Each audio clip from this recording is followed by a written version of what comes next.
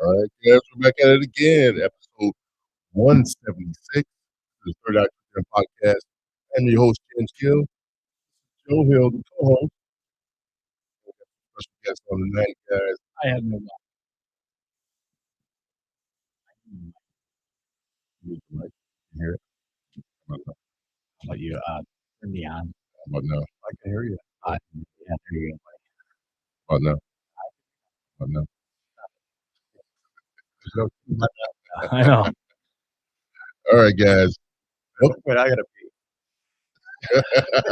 Damn. Yeah, we had a little delay in the show.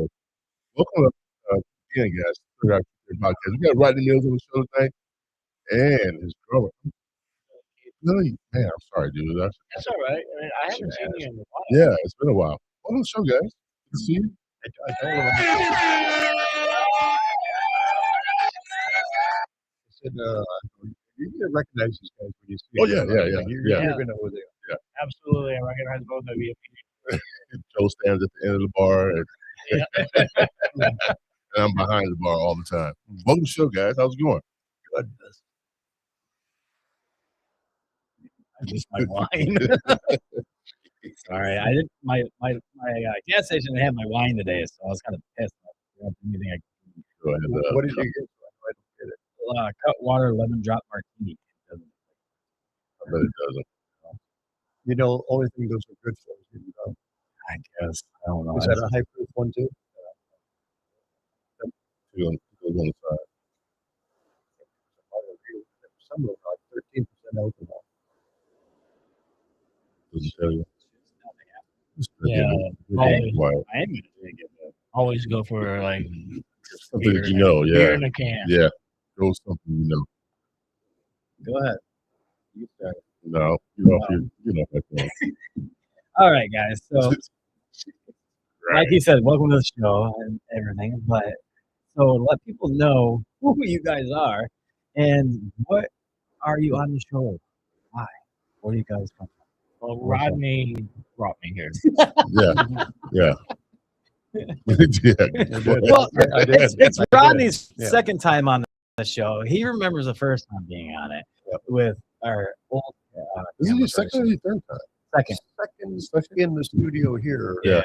You guys pulled me out of the 100th show. down there at the 100th show. Oh, yeah, that's right. Yeah. Okay.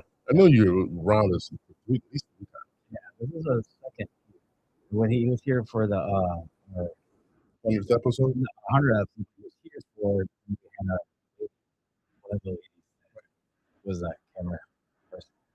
Oh, yeah. She was talking about it. Yeah. I remember that. And I brought my guitar. Yeah, you brought the guitar in Yeah. and you played. Actually, you're the first person on our studio that played. Man, The only one and only. I should have One and brought it only. again.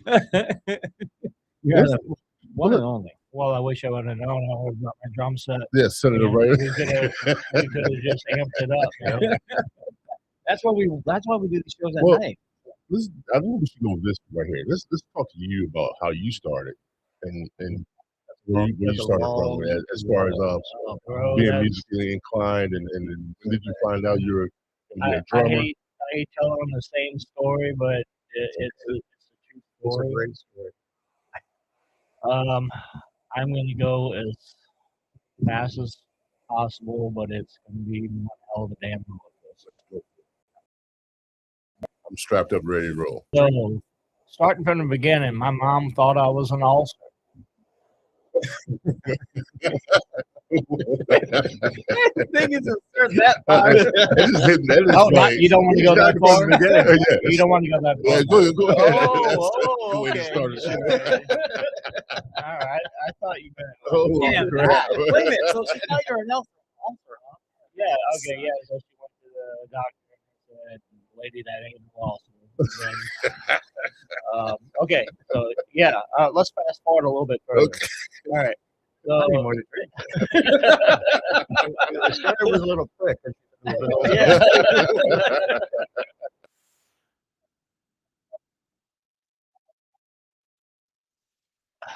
according to my family, I was always banging on pots and pans. You know, the old cliche thing that drummers say. I was always I remember banging on with wooden pots and spoons on the Quaker Oats, the oatmeal cans. Oh, yeah. Yeah. And I remember sitting on the kitchen floor doing that. But then my sister and my brother-in-law are 20 years older than me. Oh, shit. Yeah. So that's where the ulcer came Yeah. from. Yeah. And I thought it was kidney stones. yes. So So my brother-in-law, Michael Arsenault, he which who passed away recently, but Michael Arsenault was a professional trumpet player in Louisiana, and I'm from Bayou Vista, Louisiana. Cajun Kunas down from the whole alligator trapper, that whole thing. So so Mike was into playing trumpet, was into horn bands, like the 70s in Chicago and Tower of Power. You think Tower of Power? I haven't heard that one. Yeah, ever. and even more out there, there's an album that he had called. The name of the band is from West Africa. It's called Osibisa, and they are basically Africa's version of Tower of Power. Oh, really? Yeah, and it's just rocking. So I remember my sister and my brother-in-law. I shouldn't go further. I should say that my sister was into like Black Sabbath, and like that whole other side of music. She was into Rolling Stones and the Beatles and all that. Her husband was Mike into more Chuck Mangione and anything with the horn band stuff. And of course, growing up in southern Louisiana, I had the radio hitting me with Dr. John and the Neville Brothers, and then the Meters and Alan Tucson and all Fats Domino. That was just every day. Oh yeah. Yeah. I thought everyone listened to this. I thought that was normal. But so anyway, I right around the time I was 4, my sister and I'm assuming my brother-in-law, they bought me a Bugs Bunny drum set from Sears, and Little Red Bugs Bunny drum set, and had like the cardboard drum heads on it. So I was around 4 years old. I remember hiding behind a wall in the living room and peeking around the corner. And they said, "Okay, go hide." It was birthday time, and then I peeked around the corner, and I almost shit myself seeing this red drum set coming in the house. So, and my sister had a Zenith lime green suitcase LP player. Are you familiar with those? Yeah. I am. Yeah. Yeah, you've seen them? Oh. Yeah, and it's like the speakers were molded in. Yeah. Yep. And you just open it stand up. up, And, so she basically gave me that, and I had the utmost badass album collection to choose from. I mean, hundreds of albums from everything you could possibly think of. So I started with Osibisa. For some reason, I understood what they were playing in West African world music. And the first song that I ever remember learning in my entire life, I was 4 years old. It was called The Dawn by Osibisa. No, I can't remember. Yeah. Osibisa. OSIBIS. So some of the best world music in ever existed. So I remember playing that. I remember, doing the whole old school thing where you take the needle, put it back, repeat. There's no more, MP3, Yeah, repeat or anything. You had to lift up the needle and put it back. And so, yeah, I listened to that type of music and always steered towards fusion and funk and jazz and R&B and soul and blues, all the greats. Yeah. That's what music though. Yeah, that's the real. Yeah, the that's real what I shit, love. man. That's the music I love. So I told this story recently, and I'll tell it again. But apparently, there's some photos around where I was maybe 5 or 6 years old. I had been playing for a couple of years. I would take the record player, and we lived on um, a side of like a boulevard, big boulevard, and I would take the record player and touch extension cords. And I'm like 5, 6 years old. Take extension cords, put them up like early in the morning. My mom would just be watching me like, what the hell is he doing? Get the record player and get my drum set, and I'd take it all and I'd bring it all the way down to the end of the driveway, right on the edge of the driveway where all the cars can see. Right, coming back and forth, and I'd start playing to like Return to Forever, like Tower of Power, and just start jamming my Bugs Bunny drum set, and everyone would come out of their houses and like stand up. I'm like, thank you very much, Billy Canty. Drop the sticks. Drop the sticks. When I first started talking to his wife and met her, she said, "Oh yeah," it's like as he said, "I'm Billy Canty. I'm a drummer yet." It's like that's a saying. It like goes way back, all the way back to his childhood. I'm Billy Canty. So I'm like, it's like when we started playing, I'm like, well, you got to start telling people I'm Billy M. Mother effing Canty. There you go. There you go. So yeah, I mean, I don't want to take up too much time with it, but fast forward quickly, I was, in a, elementary marching school band type of stuff in Morgan City at a Catholic school. And then my father passed away in '88, and um, the oil industry like went to shit, right? Back in the mid '80s, everyone was leaving Louisiana, especially southern Louisiana, unless you were one of the special rich guys, that owned the shit. Yeah. You know what I mean? Yeah.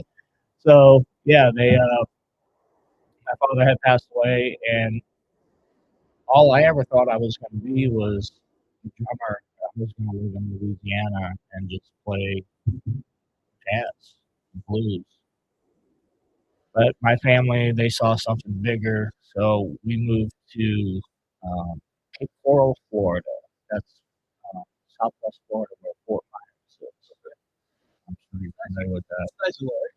Yeah, and then I went from 10th grade in a high school with maybe 200 people in it, and like 15 people in the band.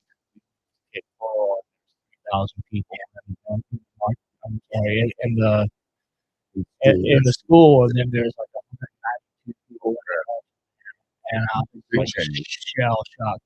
And I guess because of my coon-ass Cajun accent, nobody could understand me, and I was clearly speaking English, and everyone made fun of me for like months and months. I'm like, what is this?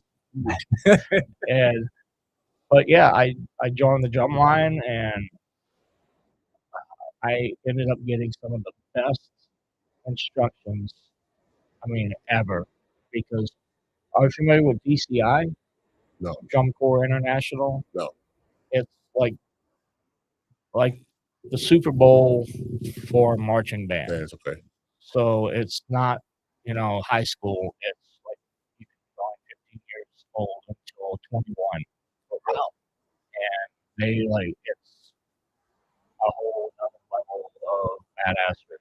So anyway, the instructors that taught these marching bands, BCI, they were also teachers at the high school. So I got some of the best education from not only the band director, but from the instructors.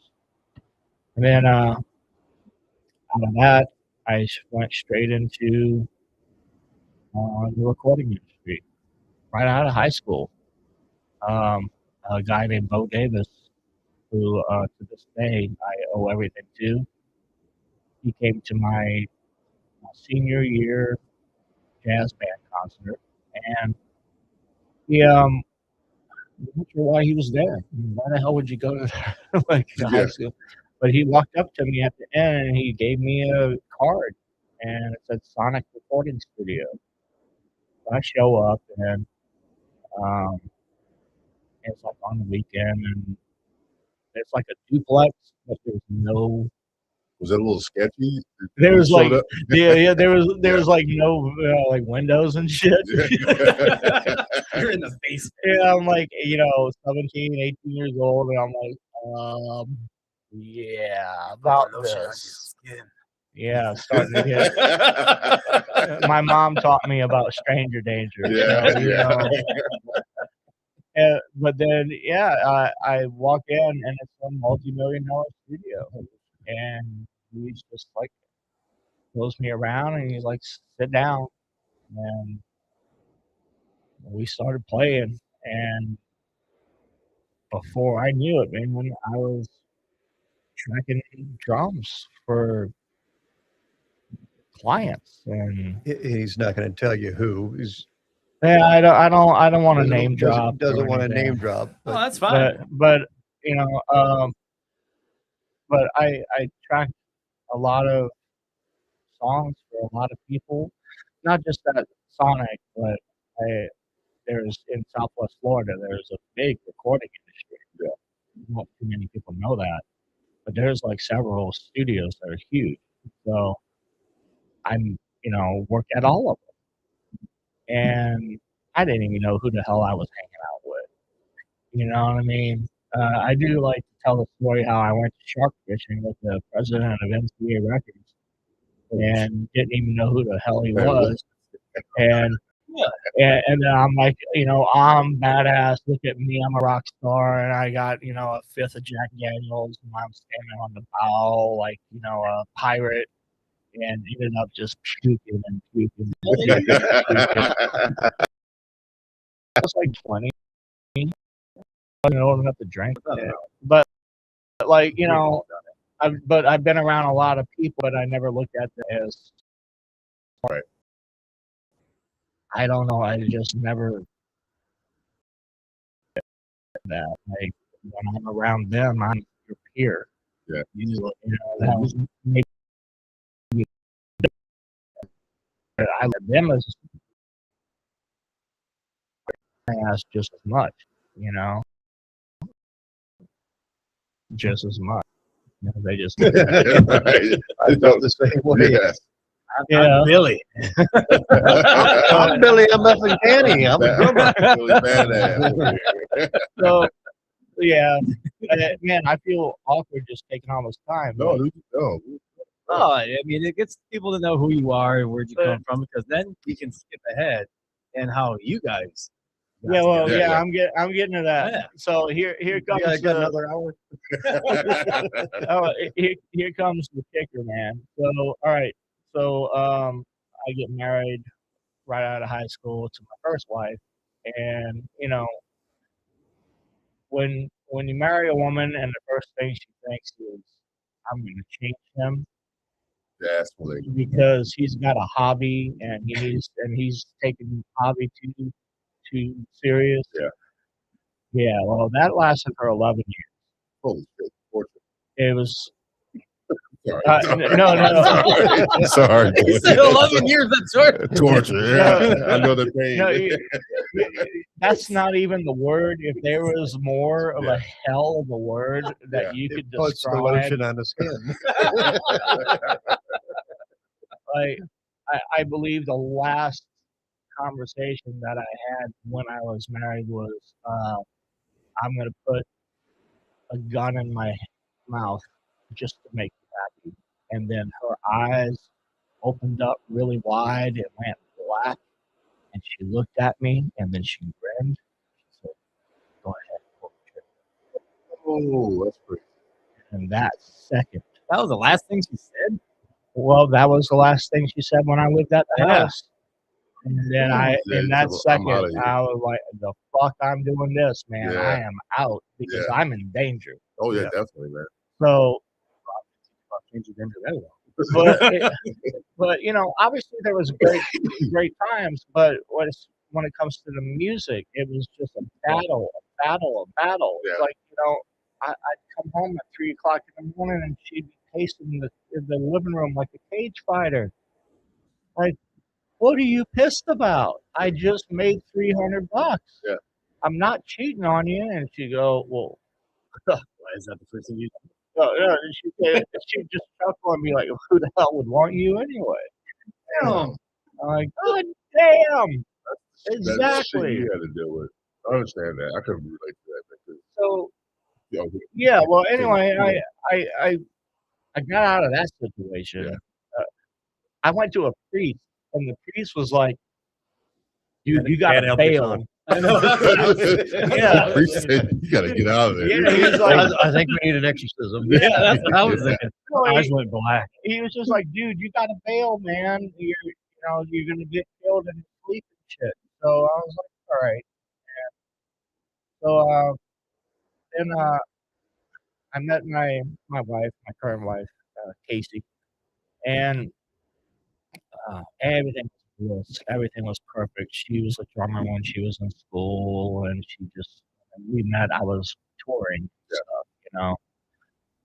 I actually called her when we first met. I was touring with a band called Zona, and I called her up, and I'm like, "You have no idea what the hell I just did." And she goes, "What?"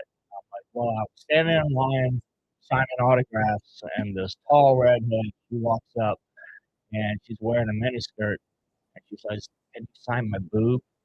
And I was like, 'Nope.' And I got on my knees, and I lifted up her miniskirt, and she was all and right across a pubic bone. I said, 'Billy Canty,' and I put a little arrow, and I put it right on her clit. And I told my wife, I'm like, 'Yeah, this was so badass.'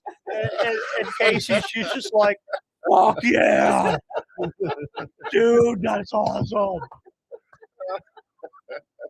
So that's my wife now. That's my beautiful Casey. So yeah, she's just totally by my side. She understood you. Yeah, she understood.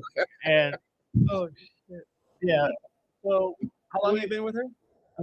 since 2004, the very beginning of 2004. So then, well, yeah, 2003, 2004, I can't remember. But so anyway, we ended up getting engaged, and then it was a really short dating period. I just knew I found the love of my life. You guys know that when you find that, and it's like you're not getting away from me, but you just fucking know. So I went ahead and yeah. Yeah. Well, right, yeah, it can get kind of creepy looking at it like that. That way, but if Right. only one Yeah. has that opinion, Yeah. what's that movie with Kathy Bates where she Oh yeah. breaks his leg? Yeah. It could get into a misery type of situation. Traps you in the middle of winter. But yeah, I just knew that this is the one, and um, so I proposed to her. Everything is just freaking beautiful. And then I'm playing a gig in Fort Charlotte, Florida, and someone tries to kill me with a bar stool. And yeah, I know.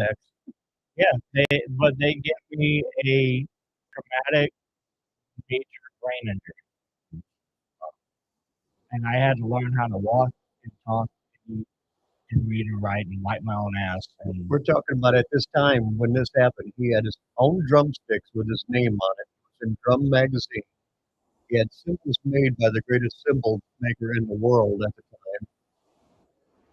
He's And- playing with You're at the pinnacle of your Pinnacle. well, of I, his career. I was just arriving, where from 4 years old to that moment of being 30 years old, I had busted my fucking ass from that to being there. So I was first call recording industry, traveling, playing 6 nights a week, making $200-300 a night, just crazy money, and just plus I was working a day job, so we were set. Just if I had to pay the bills, we were set. Right. So yeah, we went from all to hitting a brick wall, and the next thing, let's see, that had happened August 5th, 2005. It's burned in my brain. So how long did it take you to get back to? Well, I became self-aware in 2007. So my wife was taking me to physical therapy and speech therapy. It was like a big therapy hospital type of thing. She was taking me there, and I remember sitting in the car and all of a sudden becoming self-aware, like, well, where the fuck am I at? And what are we doing? So everything just came back to. It was like waking up from what it was like? It was like being underwater in your swimming pool and having your eyes open, right? So you have your eyes open and you can see, but you can't see. And then you just come up out of the water, and then all of a sudden things start clearing up. That's exactly what it was about. And it was audibly too. Like being underwater, you do that as a kid. You like scream back and forth, and you can hear, but you can't. It's muffled, but you can make out something maybe. It was the same thing. It was like audibly and visually, I became self-aware and struggled to get out of that. And I was like, where the hell are we going? And she almost ripped the car. So you had how long did it take for you to get everything back to normal? I mean, do you still play like you used to? No, unfortunately, I don't. The whole left side of my body was affected. My left hand, especially my left foot. I didn't know how to put my foot flat. I didn't know how to roll it. So I didn't know how to really take a step. And after I took a step, they'd be like, okay, dude, what do you do now? I don't know. But will you take another fucking step? Right. Take another step. Okay. And and I had to learn how to walk upstairs. I had to learn how to use my left hand. I would pick up these keys and slots. They did flashcards where they're like, well, this is a cow. Say cow. This is what? I had no idea. And then I would just fall out crying. They're like, it's a piano. Wow. And I remember that my soul being crushed and hearing it's a piano, and I had no idea what it was. So I taught myself how to play drums again using my own videos that I had on MySpace back in the day. That old platform. Yeah. Wow. So I had videos up on MySpace and ones that were unedited on the computer, and taught me how to use a computer again, and then I started watching the videos. I didn't even know I was a drummer for a couple of years. And, Whatever happened to the person that hit you with the stick? he got a 9-year prison. What do you call it? No, not a sentence. like it got he like went on parole or whatever, or no, not parole. Yeah, something like that, where he didn't serve time. So you did a lot of probation. Yeah. Oh Probation yeah, or nine. house arrest. Community service. Not yeah, some type of bullshit like that. He served less time than I did because he pressed charges on me to try and get out of. Wow. That's Yeah. Wow. Billy knocked him out first. So. Oh, you Yeah. did. Well, Yeah. he attacked me, He attacked From- him, so then and then I got up, and attacked then I knocked him out, and then he hit me in the head with a bar stool. So Oh man. So I don't even understand how you can sue you or press charges on yep, they did. you started like. Oh, shit. Yeah, you know how I got pulled over? How I found out? I was in a Blockbusters video parking lot, and they had a stop sign in the parking lot. You know, you Yeah, ever go yeah, to like the yeah. grocery Oh, yeah, store and there's yeah. a stop sign Yeah. in a like parking lot of they Walmart? pull you over in there. Yeah, guns drawn. Oh wow. Yeah, they ran my plate and Blockbusters video parking lot, and I was like guns drawn. They're like, you got a warrant out for your arrest for some type of assault and battery. I'm like, with who? I had no idea who the fuck they were talking about, man. And then, yeah, I ended up serving more time than the guy who tried to kill me. That's system. So fast forward, how'd you guys meet? Yeah, fast forward.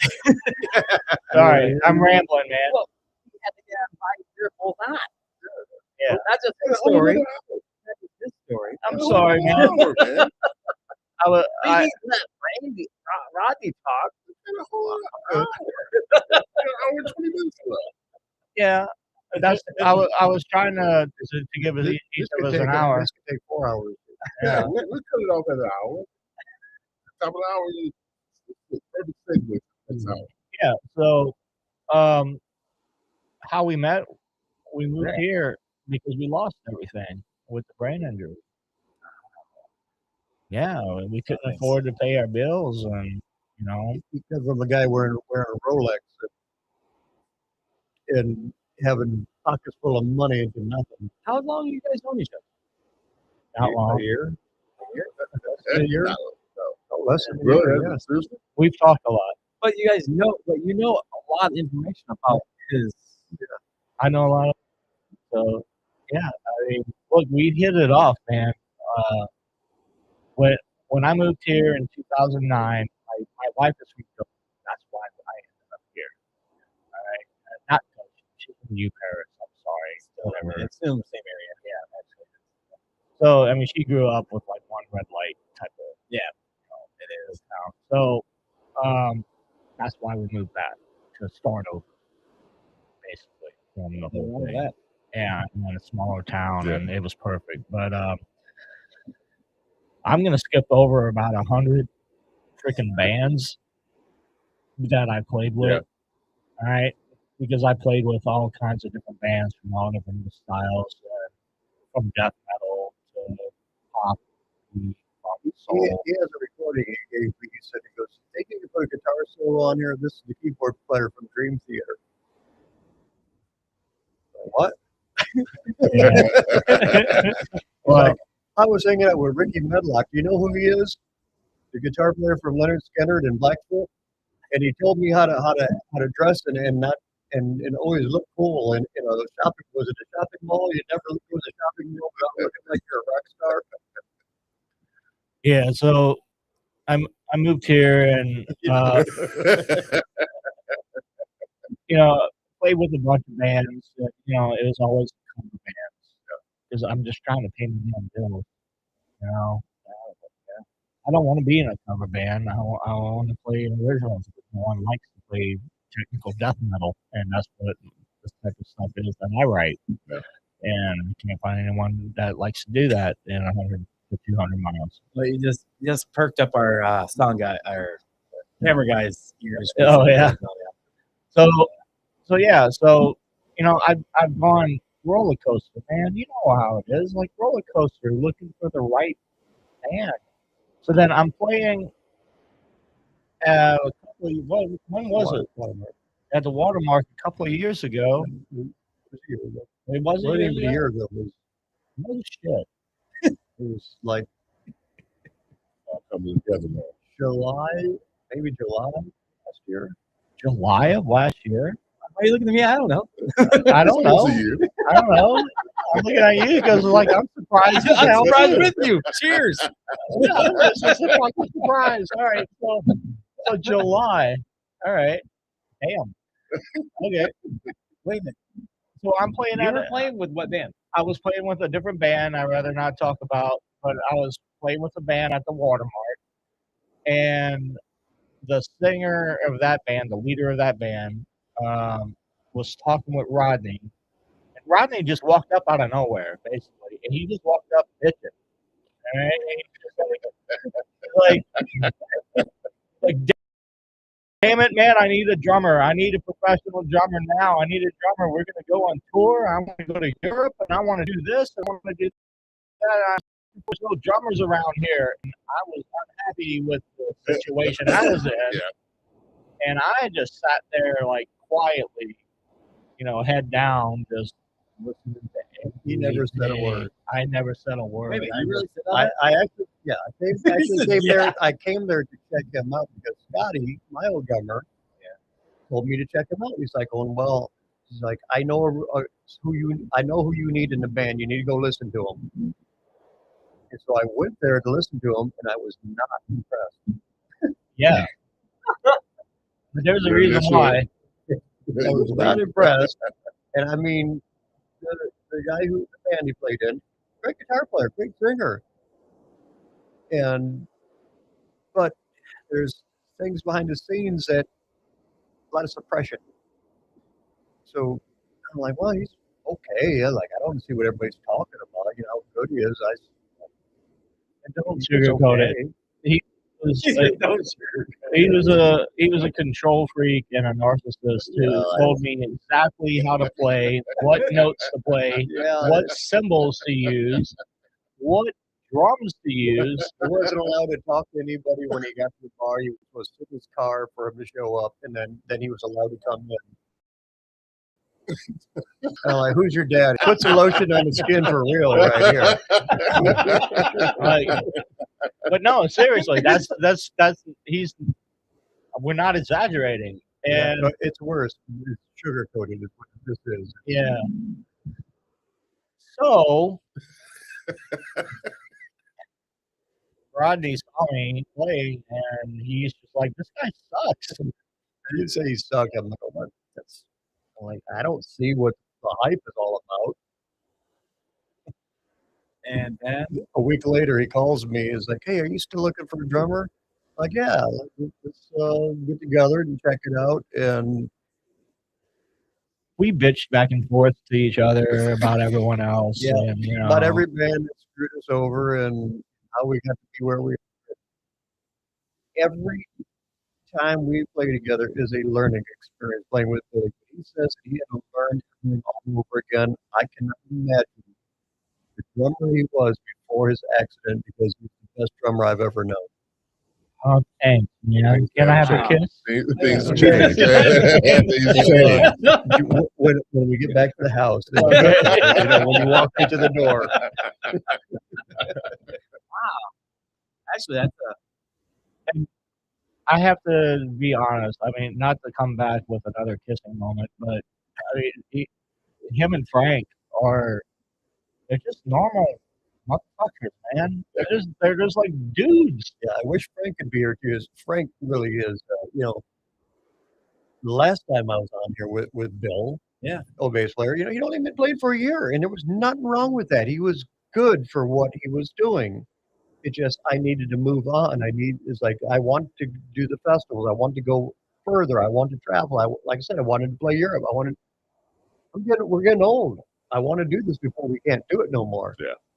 And like, I don't have 10 years for Bill to be a better bass player, and he was great for a local band.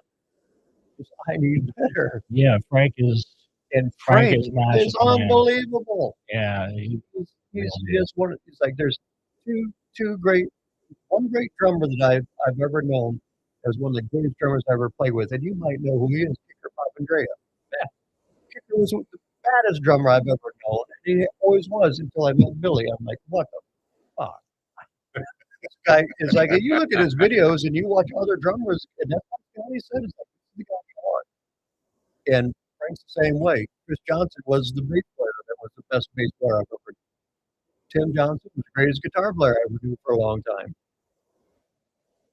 Frank is fantastic. He's just a solid musician. He's like he knows his shit. I can't speak highly enough of him. I mean, I've played with a lot of badass motherfuckers, and he's right there. But the difference is you can have all the chops in the world, you can just regurgitate all this, Yeah. 4-finger tapping, blah blah blah blah blah. But if you're a dick, then You're a dick. you know, Right. you know what I No way mean. around that word. Yeah. I'm sorry, I don't know how else to say it, I but don't know how you're even playing with me because I don't have 4-finger chops, and I'm a dick. So when he didn't call you back, or pretty much was I really didn't even blunt. ask him. Did he? Yeah, when he was really blunt about how you guys were you were playing that day, yeah, and then you called him back. Give him a second, and of course a second chance. But did you give him a second chance? Say, okay, What did I'll you come tell see me? you. I'll come see you play, or you come to my house and play for me. you said something to me. You asked me a question about. I said, see, this was a total job interview too. I'm like, so, Billy, if you could play that gig again, what would you do better? What do you think you did wrong? Yeah. What was your answer? I can't remember, but it was something along the lines of I wouldn't be playing with that band. You pretty much said, "Holy shit!" You knew that I couldn't, that I was not playing to my full potential.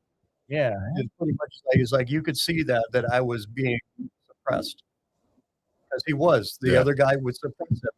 He was only he had like little clickers on the side that you count like strikes and then or like people come in the door, he'd click on it every time Billy played a beat. It's like, well, you played one. he's You played bullshitting. 13 too many beats in that song. I'm gonna have to dock you $5 a beat. Oh wow. No, He Yeah, had I was to like, be- he had to be joking. There's no way he could have done wait a that.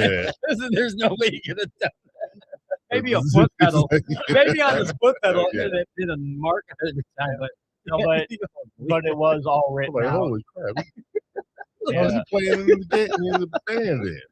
I did write out everything up the note that Yeah. I was supposed to play.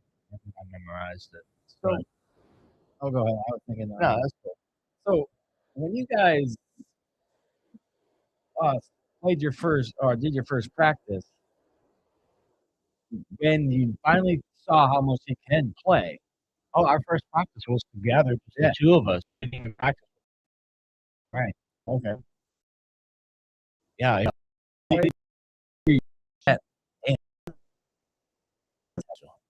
It was just like you and I and just drinking beer and we just jammed and you just started showing me all kinds of songs that were not on the list that you gave me. Of stuff. You knew right there at the end that was good. Remember, like you sent me like the Spotify. You sent me a Spotify thing, and then I show up and I know every damn song on the Spotify list, all 50 songs. And then Breaking out the charts. I'm like, I have this one here, and like Waxfield or whatever printed out, and like, oh yeah, I got charted all in everything out. order. I'm like, what order? I'm like, there's no order. Yeah, I charted out every damn song. Yeah, and then when I do it, everybody, I'm like, oh, that's the songs I gave you, but that's not how we play them. Yeah, exactly. He hit me with that only like in person. I'm like, I don't play anything the way it was written. And the other guy he played with, he is a fantastic guitar player. He plays everything how it's written, and he takes it too seriously. He's so strict about it. You played that song wrong. I'm like, there's no wrong way to play a song. I play feel. You see, Billy and Frank are more schooled. They're schooled. I'm not. I don't know a damn thing. I hardly know what chords I play. If you ask what scale I was in, I know what a pentatonic scale is, and that's where it ends. It's like, I don't know shit. Yeah, because you got taught on your own too. Yeah. I remember that story because you got taught on when you were very young on your own. Just taught myself. Yeah. So I know nothing except if it feels good, it's right. Would you say you got your first guitar from your electric? Let's see if I remember. Memory. I think it wasn't it? Were you the one that got it from a garage sale? No. Yep, memory does serve a purpose. No, not shows. Not shows. Ferris music, like that. Yeah. Oh, yeah. So that's like and it was a Gibson Melody, a I know it was a 1958 Gibson Damn it. Melody Maker, and I had no idea what I had. No, that's right. Because then I asked you, do you still have it? You said, no, you got rid of it. I traded Yeah, it. I traded traded it. it to him for a plywood guitar called a Star Force, because it was the '80s and it looked cool. Yeah. That's right. 'Cause I remember that because, yeah. really, dude. Yeah, I do remember it now. He said, really, dude? Dude, it looked cool back then. That's right. Because then you got to, because now you're in a band that you just said, you're in the band that plays nothing but originals. Yes. And your band plays nothing but originals. We do covers. You do some covers, but we have to play 3-4 hour night gigs that we don't like. it's mostly all originals. Oh yeah, we have Yeah, like good a job. concert. It's like we can play like a concert set, you know, an hour and a half of original. Like if you had to go do like a show, you know, other bands open them and stuff like that. But you do have to make money. Yeah. And So you adjust to doing covers. so Well, we do it's not covers. so much making the money. You've got to go play places. Know who the hell you are. Yeah. In the time and play these long hours and nights. You don't want to play. Yeah, but he does, which is badass, is he takes all the covers and turns them to remakes. Yeah, it's true. Right? Ruin them. That is true. You say you ruin them. But you'll hear something like "Tore Down" by Freddie King. It sounds Totally different. nothing like Yeah. "Tore Down." It sounds like a original, but we do the song justice. We always have to do the song justice of some kind, and you know it should be the original. But when we do "Tore Down," it sounds like a damn rock song. I mean, it's just all fashion and hitting it hard. I got to give credit to Bill, the old bass player, because he hated Tore Down. I love the Eric Clapton version of that song. I think it's great. And the Freddie King version is great as well. And Bill just hated that song. And I'm like, well, my mind doesn't remember a lot of lyrics. It's like we need these songs. I got to play them. He's like, well, I don't want to play it. I'm like, all right, let's play it like this. So I just came up with, I'm like, we're going to do it. I just came up with a different version, and we hashed it out between Frank and Billy to the new version. So And we do several songs like that. Yeah. You know, That's how you're supposed to do it. You're making it go. That's fun. we got one that's I think is going to, if it doesn't go over good for the first time we play it, I understand. I don't want to play it. It's Fire. Old Pointer Sisters. remember that Yeah. one? Yeah. And it's nothing like it. It's closer to something It's like it's your own version of Yeah.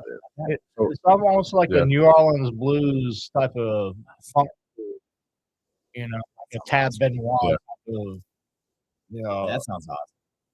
and at first I'm like, Are you talking about? And he's like, yeah, we're gonna do fire. I'm like, oh. And then yeah, I showed up and he just starts just hitting guitar and like, damn, what is that? Oh, that's fire.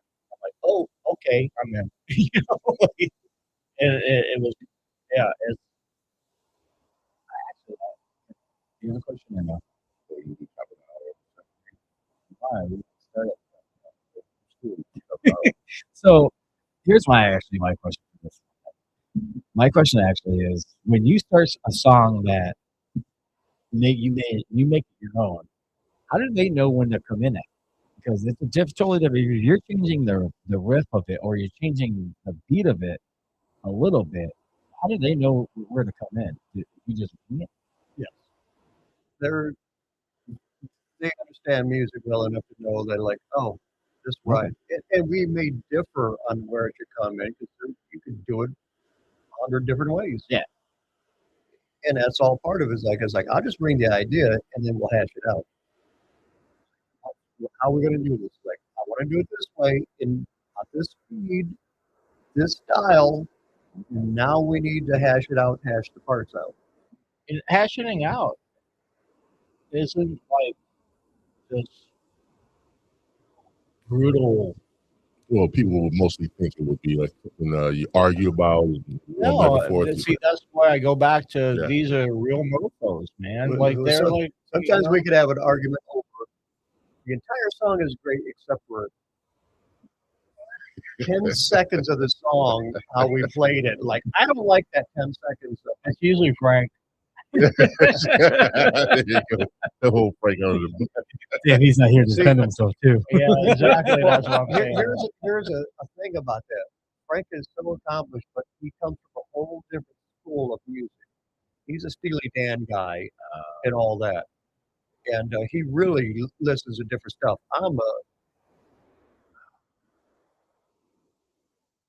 not drawing blank on name. Esther Phillips is like, I listen to big band music. Is like, I hear horn sections a lot in my music. And it's like, I want an organ player and a horn section because I grew up listening to all that. In Chicago. Well, not really Chicago. No, I didn't listen to those kind of bands. It's like I was listening to stuff from the 20s, 30s, and 40s. Wow. And that's what my dad listened to. And anything else was my mom was country. And so it's like the whole Osmonds is really sing song, a little bit country, a little bit rock and roll. That's what I was going with that. It is I true. was thinking the same thing. And so, growing up, all of our parents probably had the Penny Album Club. Yeah, I understand. And if you didn't say no that you didn't want next month's album, you got it anyway. Yeah. And my mom had a month albums that she absolutely did not want. She had Meet the Beatles. She had Jeff Hotel's Aqualung, and Simon and Garfunkel, which was a Bridge Over Troubled Water, great album. She didn't listen to it. My mom was kind of Kenny Rogers and my grandmother. yeah, and, Connie Stevens, or not Connie Stevens, but anyway, all the country stuff. And Mickey Gilley is like, we went to Gilley's down in Texas, and before they did it, Urban Cowboy. So I was there riding the pole before they made it a nice club. It was dirt floors and sawdust and hay on the ground before they made that movie. So it was literally country, and my dad with the jazz and the blues, and we had B.B. King on 8-track he did, and John Lee Hooker, stuff like that. But as a kid in the 70s, and all your friends, you're going to listen to what your friends listen to. When first time I heard Kiss play, I think we had Hotter Than Hell, with my older brother had Hotter Than Hell, and then my first album was Kiss Alive 2. Jesus. Yes. I told my mom in '77, I'm like, they're at Bell Scott at the Plaza when he used to be there for Bell Scott or whatever, Gold Blast. Gold Blast, yeah. Gold Blast. Yeah. I'm like, they have a Les Paul in there. I was like, you need to get it for me because I'm going to replace Ace Frehley and Kiss. Like, I'm going to play in Kiss someday. I didn't get it. So, maybe the 80s version So 77, 76, 77. We had a plastic guitar. I played piano and trumpet. Yeah. And we had some acoustic guitars that were crap. And we'll get you an acoustic guitar if you learn on that. We'll get you electric someday. I'm like, no, now. I want electric now. I want to play thick as a brick and Jethro Tull, and Black Sabbath, and it didn't happen. So finally got that Gibson guitar from Mike Ferris. Was a trade-in. I don't even think Mike knew what he had when he got it, but he knew what it was when he took it back. And that was 81 or 82 by the time I got a guitar. So. All right, that's a good way to start at the top of the hour. Okay, guys, I'm going to do that. All right, guys, top of the hour. It's Third Eye Truth Grand Podcast, episode 176. We have Rodney and Billy tonight from the Resurrection Blues Band. Guys, if you watch on YouTube or any of our platforms, please like, subscribe, hit that bell notification button, share the video, comment, do all those things above, and we'll appreciate that so much. Let's get back to the show. All right. The reason I was picking on you about parents and stuff like that is because my parents, my mom, me and my mom were 17 years apart, so I grew up with her. So mine was Beatles, Aerosmith, Led Zeppelin, Jethro Tull, yes, Aerosmith, Beatles, Rolling Stones, you name it, all that kind of hardcore, kind of 70s, 80s music. Yes, that's what I but I was grew up on my grandfather's era, so I was more punk, like you were saying, Chicago, or even Al Green and Marvin Gaye, and all these other Motown type of music, Otis Redding, everything else. So I was raised on that. That's the music I turned to in a heartbeat, or even B.B. King. And I didn't hear all the Motown stuff till way later. What was that? Sha-Na Na was the shit. Doo-wop was like Frankie Avalon, all that stuff was like, I was really into the doo-wop stuff. I actually recorded on guitar.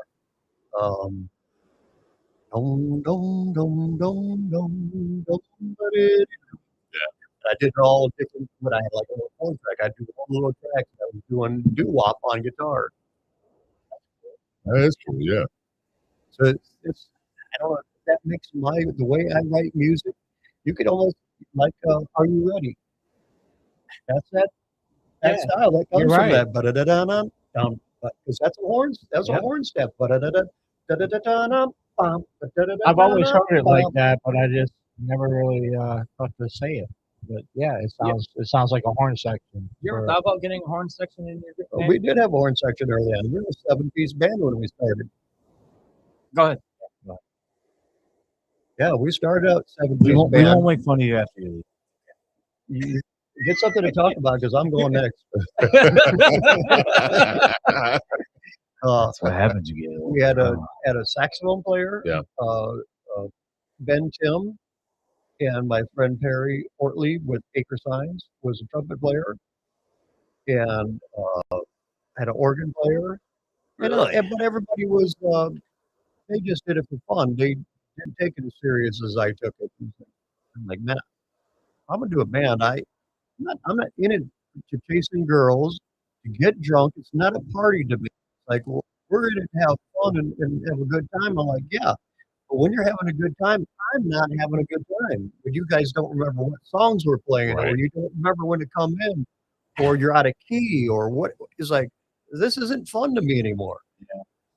So when you do play all these places, stuff like that. So since this band, how long has this band? Have you guys been together for a year or this version? Yeah, this version. We finally, we kind of got rushed into it because 2.0, I call it. Yeah, well, this is really like 9.3 or something. I mean, Scotty was always a drummer. Yeah, and hated not playing with him anymore, but just kind of like, man, this is the best version of you you're gonna get, man. I was like,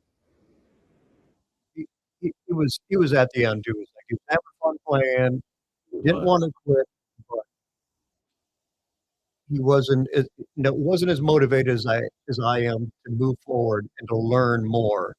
He was just basically this is what the best version of me you're going to get. At least he was honest. Yeah, At least he he didn't was. drag you down and didn't want you. At least he left on his own. Yeah. I do respect him. He's still a good guy in my eyes. Absolutely. And he can make it. Yeah. Damn, did you wash your hands, man? Yeah. I don't know. I'm not You sure. know, you I don't the whole know. That's what I was thinking. the trash can. You know, the bathroom was all the way down, not just in that little. Yeah, that's what Joe likes to sit in the dark. I'm sorry. What was the question again? That's all right. There was really a question. Hey, now you can go. Oh, about how long the band? Yeah. So we kind of got rushed ahead, pushed fast forward. Scotty had been out since early in the year last year, and Bill knew that I had to move on. He knew it, and I just didn't do things graciously, or it was in a bad way that I did it. The kind of the breakup. I apologized left and right as much as I could. He wasn't going to have it, so it was like he just said, "Screw you, I'm done, and every show you got, good luck." Damn. And I actually wasn't kicking him out of the band. I wanted him to do other things with me on the side because these guys had other bands at the time, and I wanted to keep them along, like still play. Like I was like, it was my fault. I was a dumbass. I just did it wrong. And so it kind of threw us in a fast forward. We had to put the band together. It's like, man, I got gigs. I don't want to cancel them. Like, this is the year. It's like, I got gigs that going to make us noticed, and we got to get our shit together. I don't even think it was July, September before we really got full time as the three of us.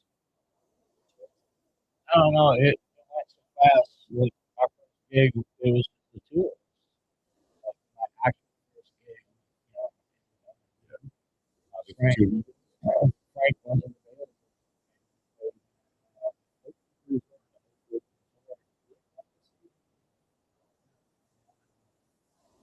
was less because single hours. Those things where the bar manager walks out and Oh, yeah. they're like, okay, I'll switch to smaller sticks, and then I play. That's where you got the full taste of here's the songs, but we're not going to play them. Yeah. So then I switched to brushes, and I'm barely. Oh my god, you went to brushes? I'm barely tapping on the drums, and then like the bar manager. Still too loud. I'm like, now I'm hitting in the air, and I'm not, just like mimicking, perfect. That's That's when you say you're too cool.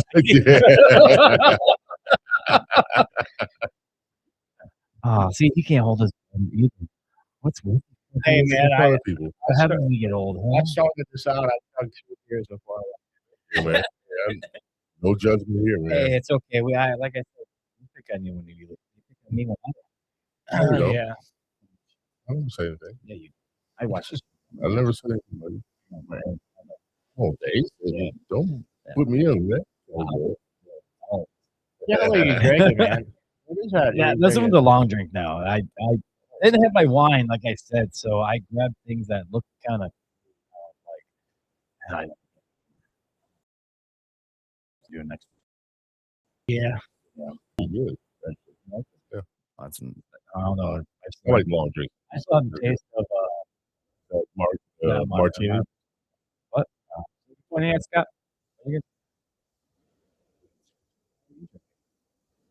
No, I'll stick to my long drink. You never satisfied. I'll drink this one. It's not bad. I don't.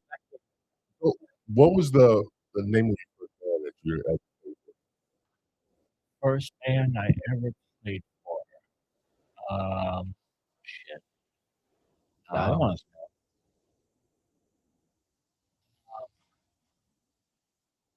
I can't think of the name of it, but it was my first being gig. Yeah. It was right out of high school whenever I was doing reception stuff. Okay. And I didn't even tell you, I didn't even own a drum set Oh, you did?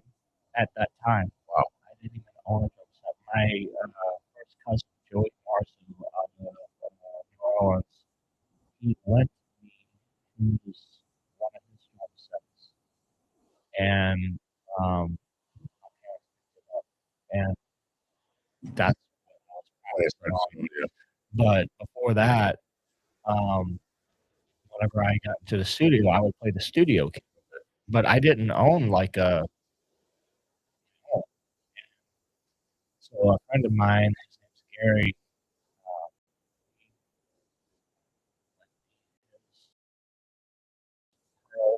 export kit. It was like just using all.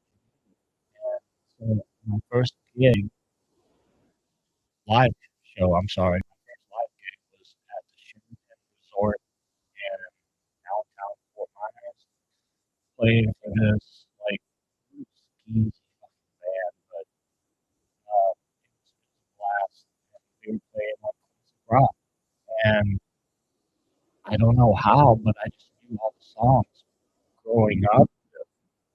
I never learned. I never like put them, to like really focus on. I just showed up. And they're like, this is the song list. And I'm like, oh yeah, okay, I know this. And then if I didn't know it, I'm like, I know this, and then I would bullshit my way through it, and I bullshit my way through most of it, But because again, my whole thing was, jazz, blues, and That was first. and then like death metal. Yeah. Believe it or not, but yeah, the whole death metal thing, and so that was what I focused on. And then they're like, yeah, this song is by Fleetwood Mac. Okay, yeah, I mean, I remember listening to that when I was like 6. So Yeah. I can't think of the name of the band. But it was really good memories. My mom had to bring me, and she had to stay in the car. Oh, 17 at the point? Yeah, I was like 18 maybe, Yeah. and I wasn't old enough. She had to bring me to a lot of gigs at a lot of bands, and she would have to Stay there with you. stay there with me. And I'm My sure mom didn't know I was playing. like, she didn't mind. Yeah, she didn't mind. She'd be like all liquored up and dancing with everyone and like having a great time. And I loved it. I loved watching her dance and just have a blast while I was playing. And just awesome, man. Awesome. I was playing the White House at 15. Really? Yeah, I mean, That's right. You told us about I was getting in the White House at 15. Oh, Ron was so pissed when I turned 21. I was like, Oh, 21! Like, you damn it, Mills, you little son of a bitch. You were drinking and I've been drinking it for 5 years. yeah, that's when 6 years. that's when most of the bars found out when I was turning 21 and when I was getting in with Bronco. Yeah. They looked at me and went, "Wait, what? Huh?" And they, yeah, sorry. Sucks to be you. I'm legal now. Legal now, yeah. Thanks for the memories. I like the Coke now. So, Actually, you guys are coming up with a show coming up soon. Let's get into that. This Friday. So, yeah, the Acorn Theater School of American Music out of Three Oaks is putting on a fundraiser, their spring fundraiser for the school. Raise money for supplies, whatever, and that's pretty anything they need to help teach through the year and to keep the lights on and play. Edinger. He did some things with the Oktoberfest at Three Oaks, and we played there. And he asked us to do this, and like hell yeah. So that's coming this Friday. How long do you get to play for? Hour and a half. Not bad. Yeah. Wow. and we actually get a meet and greet. I don't know who wants to meet us or greet us, but we're going to be there for it. There you go. Yeah, yeah. You could pay a VIP. I remember signing my first autograph. Yep. I definitely remember signing that. It was at That was a great story.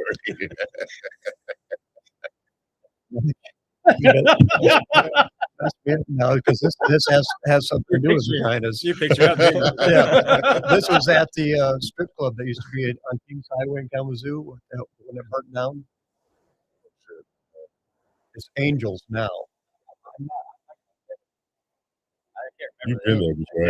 Yeah, You know what I'm I used talking to about. DJ. I used to DJ on I can't remember the name of it. But REO Speedwagon was playing in town that night. And they were all in there at the strip club. I was dating a girl there. They were in there at a whole table, all of them, everybody but Kevin Cronin. So everybody's in there getting autographs. And I'm standing at the bar talking to my girlfriend, and then they went around the table, got autographs on their napkins from all REO, and they came up to me, and I looked at them, and I'm like, wrote my name on there, and they're like, going, "Who the hell is that?" This is gonna be worth something later on. Sounds like something I did. No, actually, excuse me. I said this on one of the shows before. When I got Cinderella with Jeff, and I was holding the shirt for him and make it tight so they could sign it. And they went around and all the signatures from every single band member, and they looked at me. Who are you? I went, I'm Joe. I'm Joe Bill. They looked at me and said, "Can I have your autograph?" I looked at them. Go ahead. I'll start now. I went, all right. Signed my signature next to his. Thanks. And after a while, I tried to start signing everybody else's autograph because then he said, "I'll hold the shirt for you." I went, "Dude, I got the lead singer of Cinderella holding the shirt for me to sign my signature on this person's shirt." Oh yeah, It made me feel like a rock star. Especially on something like a band like that coming out of nowhere and hearing their stories backstage and everything else. And it was kind of cool. I mean, I signed stuff before when I was DJing just for shits and gigs from people that I knew or just like that. But having a band like that, like yours, like yours, it's just awesome fun. I signed mine a couple times to the what is it? The clerk of the court, or whatever it is. I did too. Sometimes. I have my stuff back. Yeah, Yep. sign here. Yep. Dump it out in a manila envelope. Unfortunately, I did. And I said, "Where's my shoelace?" Goes out. That's why you always wear boots. I do now. You can't hang yourself with boots, so they let you wear them. It's true. I didn't let me get my flip-flops either. I'm sorry. Can you guys hear that? I didn't. Doing double bass shit down here. No, I can hear it at all. I didn't know it at all. All right. Thanks for calling I was yourself wondering out. what that was. Thanks for calling yourself out. I just heard it. So my question is, when you guys are doing this gig that you guys are doing, is it you gonna play a lot of more covers for it because it's only for an hour and a half? Almost 90% right. Nice. Your originals are awesome. I do see that. You guys are spot on. We haven't been together long. Once we hit winter, like from November to actually 4 weeks ago, I'm on night shift. Oh, really? So our playing is over with.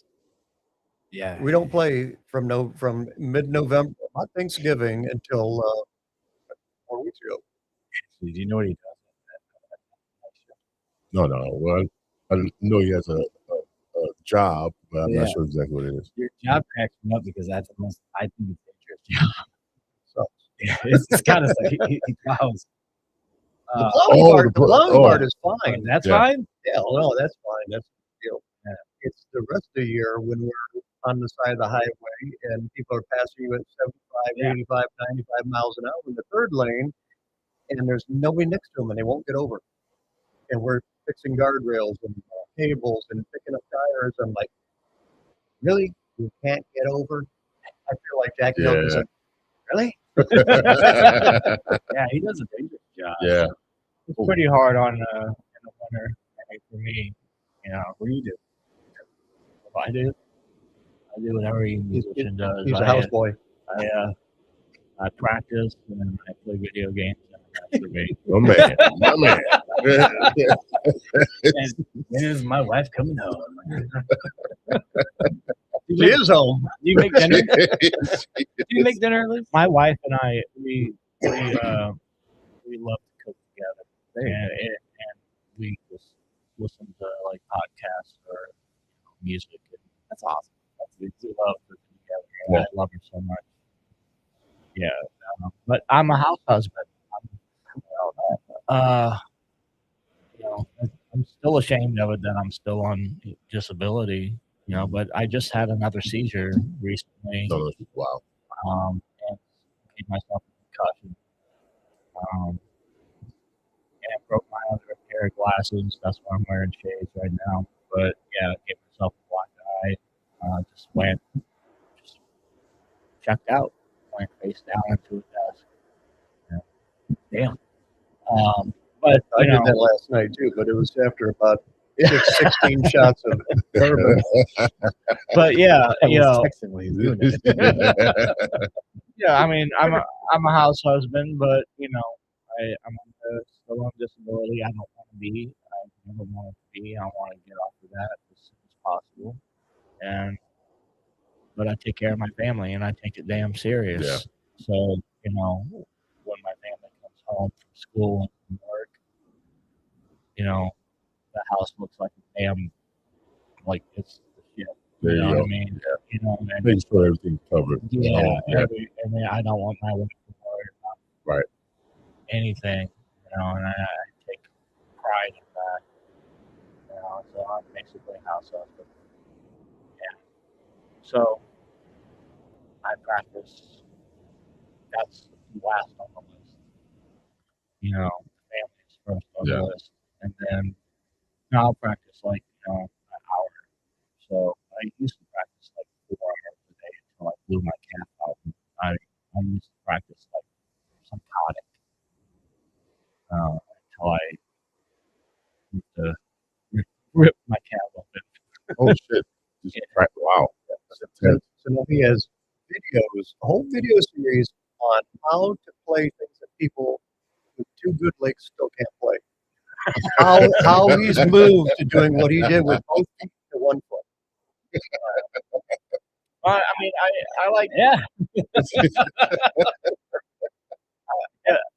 seriously do. I like to teach. I don't really have that many students or anything right now. I mean, I wish I did. Y'all hit me up on Facebook. Yeah. Billy Canty Drumming. Billy Canty. That's the drummer. Yeah, there you go. But I used to teach a lot, and I won't teach a lot anymore. But I love to practice and put videos out on Facebook every day.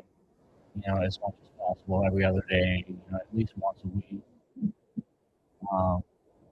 Just showing like exercises and At least you show people how to play and just teach them the basics on that. That's all that matters. That's all that matters. Is so they get the basics down, no footing, no everything else.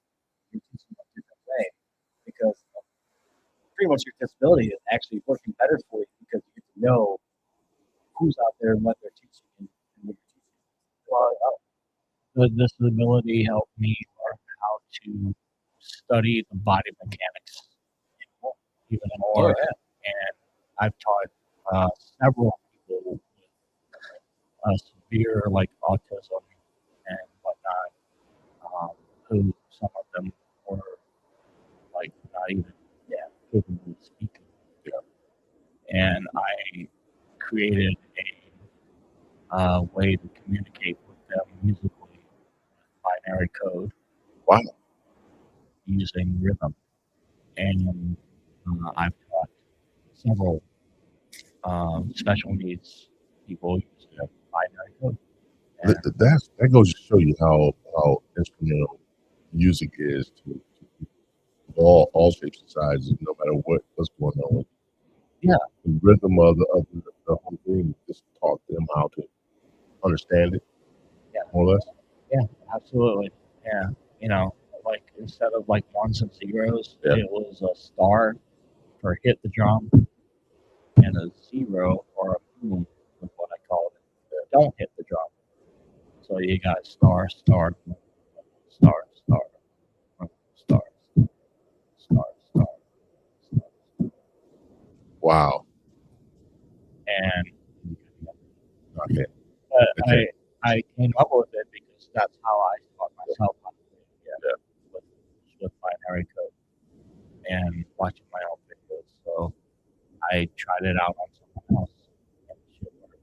Tried it. I don't have a draw first. You try it. Not a- Yeah, you do it backwards. You think I'm because dyslexia? I don't even know. I don't even know. Hey, pull your pants back up. This is Damn this is a family Damn show. it. Damn it. It's all right. I don't even know what the hell we were talking about. I'm sorry. It's all right. okay. So I got a question. So besides playing there, what else you guys got? What funny you should mention it because I just happened to pull up the shows here. You know? Yes. Good segue again. Yes, June 13th. Haven't been there in a few years. Buchanan Collins, and we haven't done the Jazz and Blues Festival there. We played there before just for a regular show. Where's that at? Buchanan, Michigan. I know, but where in Send the name. It's right downtown. It's you know where the mill is back there, off the main drag downtown. It's in behind. I don't know what the buildings are, but yeah, Gamble's there and all. It's on that side. Yeah, the south side of town. There's like a giant field with a stage back there in a bar, like I said. Didn't know that at all. Yep. Cool. Yeah.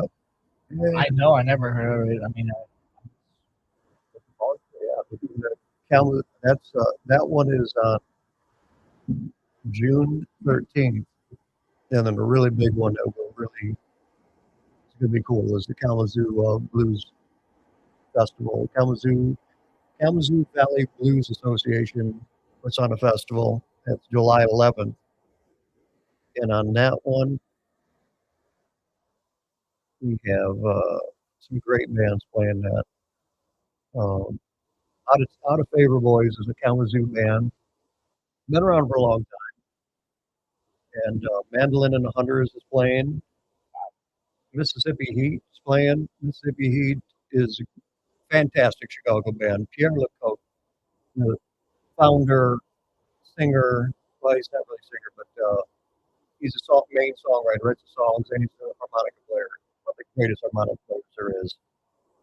They're playing, and we just were at the Acorn last week with Carolyn Wonderland played at the Acorn, and she's from Austin, Texas. Great country style blues.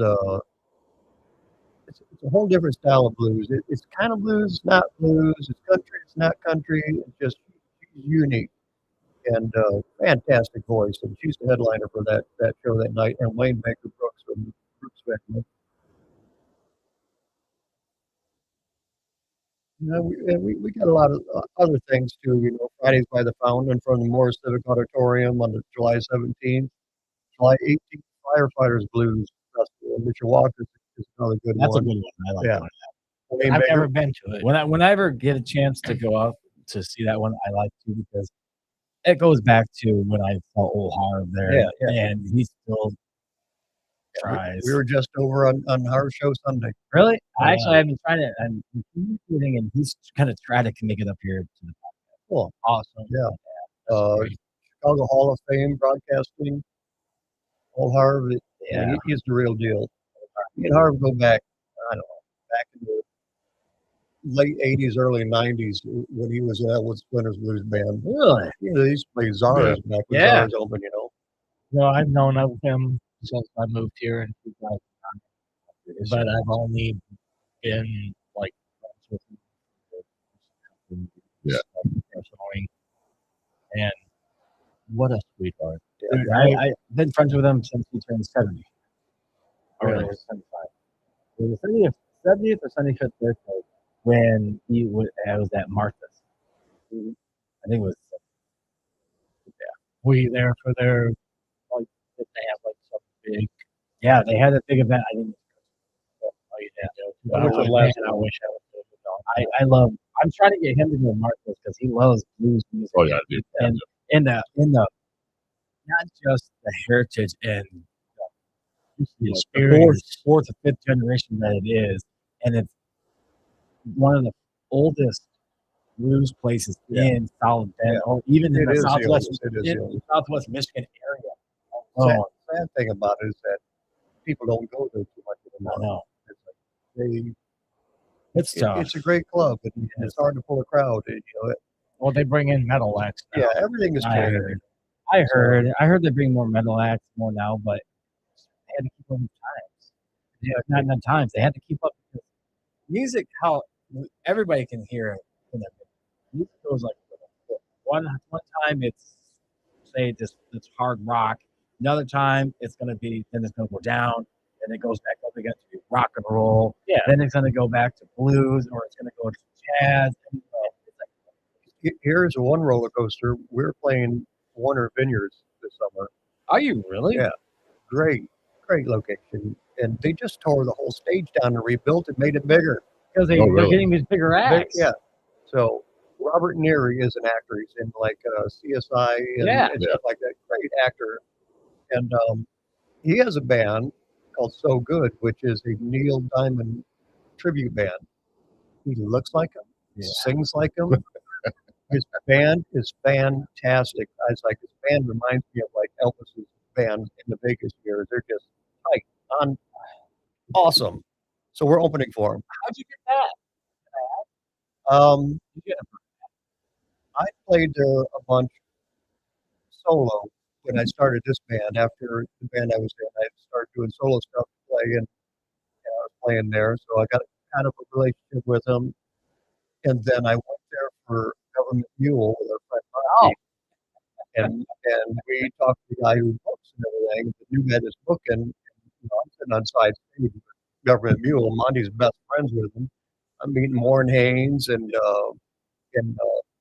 everybody in the band is like talking to the guy that books, and everybody's like, yeah, we'll get you, we'll do something. Well, this summer they well, not this summer, it was last fall. Anyways, they're like, we need to get we want some Michigan bands to open up for our headliners. I hit them up and I said, well, there's only two bands you need to consider, and that's us and J.R. Clark Band. Yeah. And like, other than that, everybody's a tribute band. Like, you want tribute bands opening up for these bands, and you do that. If you want original local bands, there's only a handful around here. Yeah, we had J.R. Clark band. We had J.R. on. J.R. is Yeah. fantastic. We had him on last Month and a half ago. month. Okay. A month and a half ago. But yeah, that was kind of cool that you get to play out there because that new stage looks nice. It kind of, I was like, I told people, well, this is who we would fit best with. I said, 38 Special, Ted Nugent, because we're blues rock. And a little bit more higher, in the higher volume of blues. Especially the new metal. Yeah, the new stuff. And Jay is more R&B. He's on that R&B side with the orange section, soul. He's got all that going. And then I seen they're opening up a Grand Funk. I'm like, that would have been our spot, man. That would have been it, man, because that's exactly that's where we are. Yeah. And then he's like, the guy who gets up, like, I got open. You want to open up for So Good, the Neil Diamond tribute? I'm like, well, that's not really where we fit in, but like, hell yes, this is going to be packed. Yeah. They will. It'll be sold out. I'm Oh, like, yeah. you're damn. And then I started looking up Robert Neary, and he is so good. It's like, man, he can sing, and he's so humble, and he's appreciates everything that he's doing. It's like he's a huge actor, and he's blown away by his music career that he didn't think he would ever get this. He's selling out show after show. Wow. And you can't believe it. I'm like, yeah, this would be cool. He definitely helps you. He's a good actor, so he has that platform. Give him the notoriety for his fans. I don't think everybody knows that unless they follow him, follow it, and look. As I think Neil Diamond just traverses such a broad spectrum of life. People are going to come to it anyway, and when you're good, you're good, and they're good. Especially that the Neil Diamond movie just came out, and so people are going to love to hear that music and watch that movie. So yeah, it's going to be packed. We're going to play for a sold out show, I guarantee. How long you get to play? Definitely take advantage of that. 45 minutes or so. Still 45 minutes to play it. National act. You could say he's national. You could say he's somewhat national because it was in the background. Yeah, because the background, and it is a tour for him because it is one of the because he's got more shows because of what the band is. I mean, everybody's heard. I don't know everybody, but everybody around here locally and down in Indiana, Indianapolis area, I've heard of Yacht Rock, the Yacht Rock band, where they have all this big following of these people in their hats and everything else. And, and Here Comes the Mummies. I mean, they're a big tour band. I mean, granted, I love the Here Comes the Mummies. Actually, I just cut tickets to see them in Kalamazoo. So even they can dress up as a mummy. So yeah, I love. I mean, that stuff there, and they are actually somewhat like what you do a twist on the music that they're playing, just like Here Comes the Mummies. You ever heard of them? Okay, so you might like them. Yeah, they dress up as mummies. They dress up as visually. You know what? I think did we have somebody talking about this on the? Was that? Okay, and because I went to go see them with Jamie, and she loved it. And so she got me hooked on them, so I bought tickets when they were local. And the funny thing is, they'll play a song like play that funky music white boy, some that kind of beat, and it's that song, but they use their own lyrics to that song, but it's that same kind of beat, but it might be a little higher, whatever, it might be faster, but they're still playing it, but it, and you're dancing to it. It kind of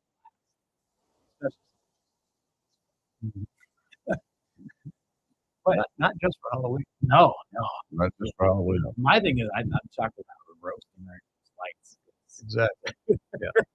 I can imagine that feels like. I got a question for both of you. What does blues music mean for you? That's a good question. I like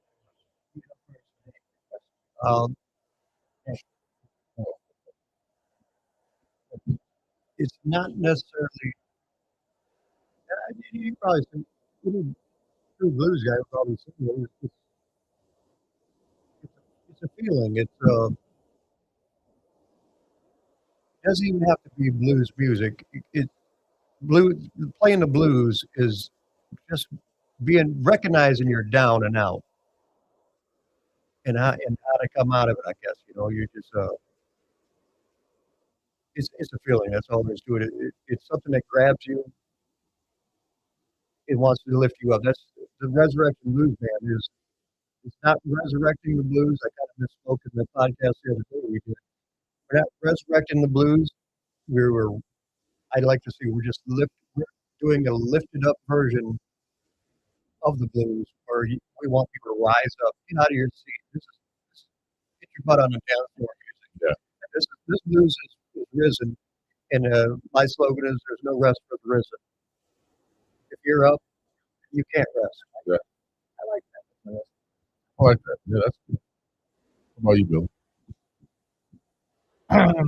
As far as blues go, I guess it's just the first thing I think of. The only thing I think of is just my childhood, and that's all I knew growing up. In Southern Louisiana, listening to WWOZ, New Orleans radio. I mean, that's what. Yeah, New Orleans. that's all I knew. I thought that everyone in the world was listening to Right. this music and like this is normal every day. I had no idea. I never showed you. I have a poster of the Dukes of Dixieland signed Oh yeah, that my dad got in 1948 or something when he was hanging out in Louisiana. He has a signed poster of the Dukes of Dixieland. that's And the big record producer at the time, I can't remember his name. My dad went to the studio with him, was hanging out in the studio down there in the red light district. That's Storyville, which is not there anymore. oh yeah. I played at Stereo. Believe it or not, I played with John French uh, and his All Star band. I was like 20 years old. We went on vacation and just go down Bourbon Street and get drunk illegally. And Yeah. There's some of the connection too, Billy being born in Louisiana, me living there for 12 years, but my dad being there, and a lot of his songs were Pete Fountain and Duke Ellington and all the Dukes of Dixieland. It's like that stuff I grew up on listening, like I was saying earlier. That's the kind of music that my dad listened to that got me in. And so the connection we have is a little different than like with Frank. It's like we have a song called Bayou Vista we were writing, and it just needed to be a simple, straight beat and background with the Tyler Power and all the other stuff that he listened to. What's the other band now? Anyway, he didn't really get what we were getting. It's like oh, you can't do a chord change here. You can't have a bridge. You can't. That's not how this works. It's like but we've worked it out. But in the beginning, it was like this music is the blues. It's the feeling. It's a certain style that has to come within to play some of that. not a lot of changes. Yeah. Call and response. You know what I'm saying? With that. And it's from the soul. Yeah. And The Neville Brothers. It's like there's not a fire on the bayou. It's kind of how we're going, and there's no changes. It's pretty much stays in the same key through the whole song, and there's not a whole lot going on except for massive building of instruments and soul, and just it just grabs you down. It's like grabs you. It's a total feeling. a lot of it is rhythms, Mardi Gras Indian rhythms, and the whole thing that built that New Orleans drumming, second line drumming, um, all the years and years and years of the different developments of that, along with foundation. I mean, everybody, all over the world, a lot of people, you know, migrated down to the New Orleans. So it's like a melting pot. It's a melting pot of culture, food, of religion, of, of music, family. So growing up in that area and listening to music, the blues is that's my identity. Is what that is. That's my identity. So to go with, I'm actually changing my question. Said all that.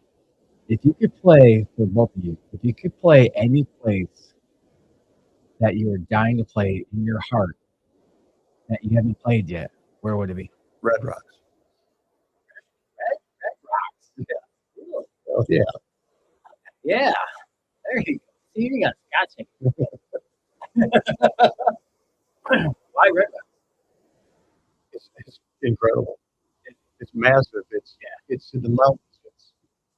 That's and MTV its own. It's its own feeling too. It's like every band that ever plays there. It's like this is like something grabs you. It's like there's a whole feeling. Acorn's like that too. That's a small place, when I worked there, everybody that ever came through and played there, everybody that lived there, the band that had never been there, like, something about this place. It's just different. So after you played Red Rock, would that be your like the pinnacle of saying I made it? I think we made it by playing the Acorn. And then could be playing the blues festival. It's like that's making it. It's like we're not playing bars, we're making it. Yeah, yeah. You know, Yeah, What about you now? I just want to play in a place where people pay money to listen to I like and that. not come to drink and talk. like you I know like that. Yeah. you know what I mean. Like you pay because you want to hear You that. wanna That's That's a, sit that's, there. that's a humble Yeah. question. That's a humble answer. That's it. that's all I care about. Yeah. People come there to listen to you. If you're talking, you're going to get told Yeah. to be quiet. That's all I care about, because that I don't do this to be rich and famous, and I do. It's I- just going the opposite way. I I honestly do this because I want to share this, whatever the hell you call this, whatever I am on stage, and I want to seriously share that. I want them to listen and get it, because I'm doing this for them. This is not for me. I'm doing this for them, and I'm trying to fucking tell a story, and I want them to feel it. I want them to get it. So if you're going into the bar and you're just trying to get some piece of ass and drinking Mai Tais and whatever, that's not what I want to be a part of. I want My goal is to be in a place where people have paid to be there, Yep. and that's all I care about. We are working at clubs and wineries and vineyards, places we're working things out of our context of playing, because I can't stress enough when somebody comes up and says, "You know the new Taylor Swift song?" I'm like, "What part of blues didn't you get? Do you play Green Eyed Lady?" I'm like, "Again, did you read the name? I've seen you here for about an hour and a half now. Did you not listen to Hey, what's been I happening was like, here?" you paid $5 to $10 to get in a place that has the word blues in it, and you're asking for a We had some girls that asked if we could play the B-52s. Like, film the effects. You know what? You know what my favorite is? I do this a lot. No, when I'm setting up, you get like the chicks and they're chewing gum and they're like twirling their hair and stuff. And they're like, "Are you guys gonna play like Britney Spears and stuff? You know what kind of music do you play? Because Lady Nobody's Gaga." asking for Britney Spears anymore. Lady No. Gaga came out with a new one, and I really want to hear it. It's my friend's birthday. I'm like, oh well, we mostly play death metal in tribute to our Lord Satan,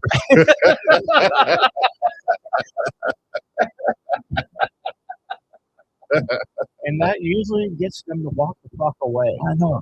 You used to say yes, then start off with living dead. There you go. But I've said that countless times. I seriously have. I've looked someone dead in the face and like, yes. Well, we might get to that, but we mostly play, music tribute No. to our If Lord I was going to do, if someone said that to me and I was setting up and I played death metal or some kind of heavy metal song, I would say this goes out to tribute from one Britney Spears and start playing Living Dead Girl. When we do That's the sound, closest you're going to get. when we do sound check, I'll sing Tom Jones or Pretenders or something like that. There you go. Yeah. That- yes, but- I'm a great pretender. See, that is when you do something like that, or any band does something like that, I'm thinking, damn, this is gonna be a good band. If I never heard you guys, This is gonna be a good band. This is the kind of music to start off with. Now, Bill, the bass player, whatever he had, he liked to say, and I had to tell him to shut your damn mouth. He was like, "This is where we take requests," and I look at him like, "What did I tell you about that?" He did that at Rodney Mills, and Yeah. so many people asked for so many different shit. And When I saw you guys at Rodney Mills, you did. We'll play Freebird for $1,000. I'm like, "Get your by yourself." I remember that when he did that. You give him a weird look every time he did. Every bar I saw you guys, like, what's wrong with you? He didn't just stop at one place. He did. So, of all the places you're playing this year, how far do you guys go out? Far? We just got back from Texas last month. We played in Austin, Texas, at South by Southwest. Far, I guess. It's not far enough because we wanted to go get on an airplane. Yeah. Well, You know. you drive it? Billy and I drove. Frank flew down there. He stayed in a 5-star hotel right downtown, and we drove all the way down there. No, Like 19 hours. Yeah, 19 there, but it was 30 back because we got to come back during that blizzard. Oh, And then from the time we left Texas, when we passed Dallas, it was a sandstorm. The wind was kicking from the time we left Austin to the time we got in. It was a sandstorm to snowstorm. Oh shit. He got the tornadoes, the sand, the Everything. rain, the Like- storm. Yeah. He was serious. Welcome to Michigan. It was crazy. He got all that. So that's And then All while trying to find someplace on a Sunday that's all good. and all like on like 20, You're going through 24 hours. dry counties. Oh, Yeah. Yeah. Here's hi guys. He didn't even leave yet. I think he left a day later and got there for us. Relaxed and Yeah, and it then took you guys along. it's like add all that up with like 24 hours of no sleep. Yeah, great. Yeah. And he's all brought out bushtail. What up? You ever done the smelling salts like the bodybuilders do? Yeah. Yeah. I had seen Joe Rogan and everybody talking about doing all like, I want to find this stuff. So we started going around the gyms down there in Texas, and finally found one that had it. You're like, well, what kind you want? I'm like, let's get that one. How much is $15? All right. Strength. So, yeah. It's like going to a weed It's shop. called El Diablo. It's like going to a weed shop. Which kind do we? So me and Billy before we're doing a gig because we've been drinking a lot. Wow. Wake you right up. Oh man, That should wake you right up. it made the back of my eyeballs itch. Can't stretch. It was just so strong. My man. eyes. So when you guys played down in these places, in my eyes, Texas is not really. What? My eyes, Texas is not really a music place. Oh yeah, Why Is not? it? I don't know. Austin is the capital of the Yeah. blues. I just think it's more. It's actually music capital. Yeah. but Yeah, It- music. it- I just think of more my eyes, country music. Texas. It's all over. Where you think you got country from? Nashville. That's what I'm saying. The music, yeah. where it's spawned from. Blues. Oh, anything. Exactly. That's what that, we're that talking and, and the Scottish Islanders that moved into Virginia and West Virginia. That's blues, jazz, and hillbilly music. Well, actually, jazz and hillbilly music and prayer songs made the blues. Combination of all of it. Work songs and whatever. Sorry. You'll be intrigued by this. You guys were just on a podcast. You were talking earlier on a podcast while he was on the phone. Where were you guys at? Because you like this. The Chicago Museum or Illinois Museum of Rock and Roll on Route 66. Oh, really? Yeah. Did you hear about that? No, I was looking at your profile earlier today, and I saw something that was a highlight or you had going Oh, on. it's the whole podcast. It was the whole that's show. the way. Chicago. I'll check it Rock and out. Roll I'll check it podcast, out. yeah. It's right on Route 66. Yeah. I saw something about I didn't that. even know that they had something like that. It's a whole three-story museum, and they're going to have bands up and down. And they really dedicate it to Illinois music mostly. They got Jim Pederick, and they got a bunch of stuff on Little Walter and Chuck Berry, and Yeah. I didn't know Chuck Berry was from. Well, they also did a shout out to New Orleans. You know, I guess, you know, And the Blues Brothers, and Cheap Trick. Rick Nielsen donated a bunch of stuff. There's some stuff there. Bo Diddley stuff. But Mario. yeah. Sticks probably a little bit. Remember, I seen Sticks. I didn't see any. We didn't get to Sticks, see the but- whole museum because it wasn't open when we were in there. We were just at the podcast. But they had one main floor, and then they had the second floor with more stuff. Who's going to be working on making it the Radio Hall of Fame. Yep. So like WLS, you know, all them DJs and everything would be out there. That's pretty cool. Yeah, I would It's do cool. that. Yeah, yeah. It's I'd love to see pretty that. cool setup. I would go to see that kind of thing. I've been to that. And a really cool gift shop too. Yeah. I mean, and reasonably priced stuff. Yeah. And Really? Oh, this is another question to both of you guys. In your own opinion, what would you say would be something that you contributed to the blues genre? What would be your lasting? What mark did you leave on the genre? They're ruining it. People think that them guys aren't blues.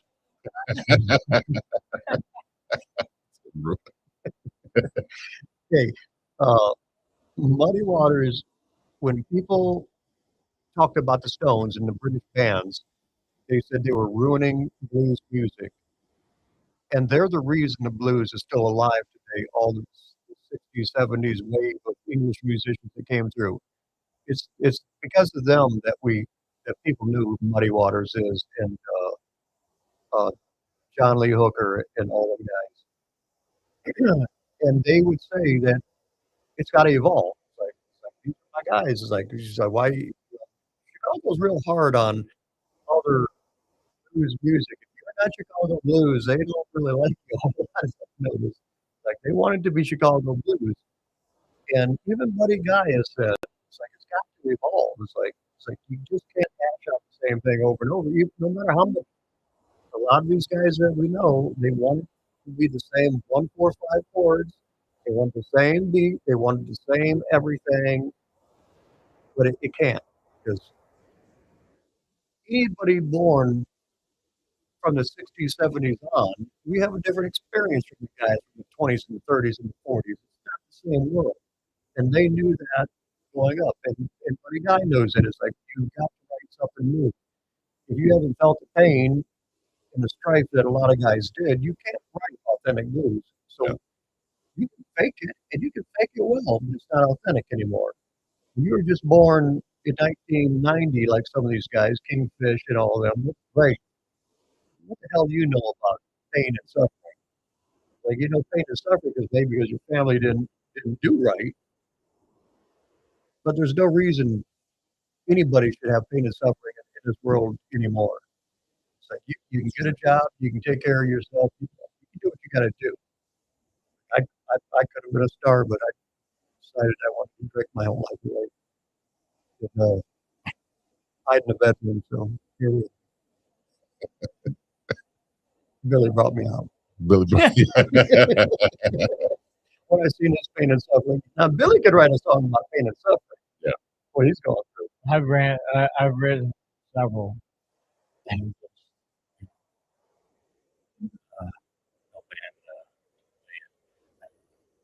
They're mostly soft metal songs. I mean, I grew up without a furnace in our house in Michigan. You know, Michigan winters were tough in the 70s. We didn't have a furnace. You had tent blankets and you could blow smoke rings, you know, cold rings Yeah. and get through the. Yeah. And when you took a shower, you better get in there and get out quick because it was cold. Yeah. But I never saw anything wrong with it. I didn't think you're poor. And none of us knew. It's like I didn't know I was We poor. knew it was when you were poor, and there Some of was the anything best wrong with it. stuff in the world was government cheese. You ever had Oh, yeah. government cheese? Yeah, I hated cheese, but I know exactly what you're talking about. Oh man, that was the best Oh, yeah. cheese and the big brick and then powdered milk. Yep. Powdered milk. I That's love good. that stuff That's growing good.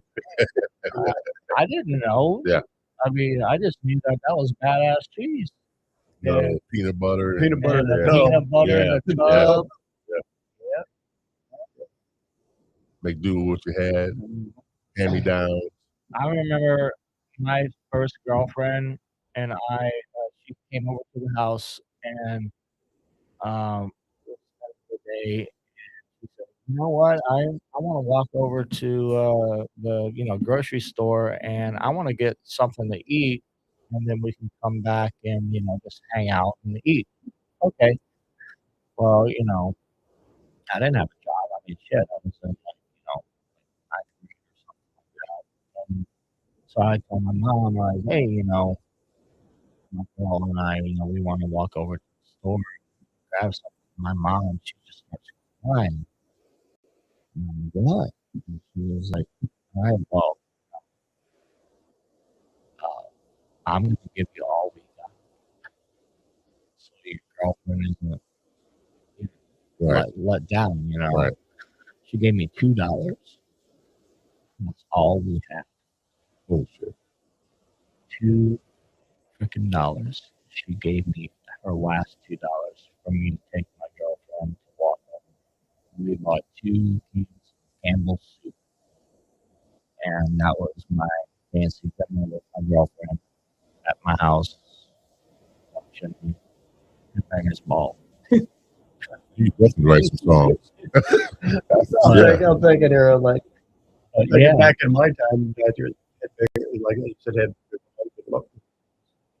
Lawrenceville. and I had no idea that we were poor. Right. I didn't understand how bad it was. And I don't want to hear it from anyone. Oh, About stopping you Yeah. from Yeah. and Exactly. putting you down. Exactly.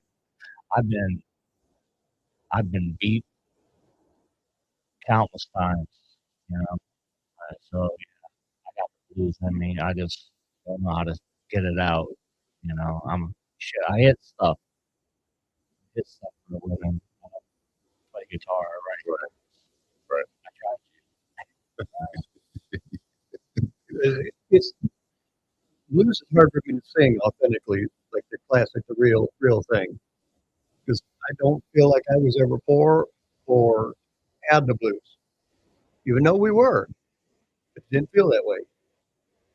And I just can't do it. Now I was, I probably told you last time I wasn't a singer. I got forced into being a singer. Yeah. I remember. And this is still tough. Trying to be an authentic singer, even no matter what genre. Is like there's a this guy singer Gary was in a band called the Almighty Strut, and he's in a band called Fleshbone now. And this guy, man, at the White House, I used to watch these guys, and like this dude is just badass. They were on MTV and everything. Love them. They were just one of my favorite bands back then. And then he came to see me play. I had his bass player Mike in the band at the time. He came out and seen us play the set. And he had his sunglasses on, and he's a big guy, and I'm like, it's intimidating, and like I'm still trying to learn how to sing. And then we played for the last year. He's like, well, I've been watching you. He's like, you're coming along. Is like, and it's like you're doing so much better. It's like I really like what you're doing. And he was really nice to me. It was 2 years ago. Last year he told me that. And that's the best advice he ever gave me was like, I want you to breathe. When you sing the song, I want to feel it. I want to feel air on the back of my neck. It's like I want to hear the words enunciated, announced, and this and that. It's like just everything he told me is the best information. And it's like now I got to consciously think about how I sing and try and make you believe the words I'm singing, which I always knew that, but it was never explained to me the way he did. And for him to say it to me meant everything. So it's something conscious I think about all the time singing. I was like, I got to do what you said. Oh, I like this man. He was such a great singer. He's still a great singer. Hell, he's almost 80 years old. He's still doing it. You know, some of the best response I ever had from people one who play gigs when I see a couple of drummers and musicians out there and they're looking at me and they look like they just took a bite out of the shit sandwich.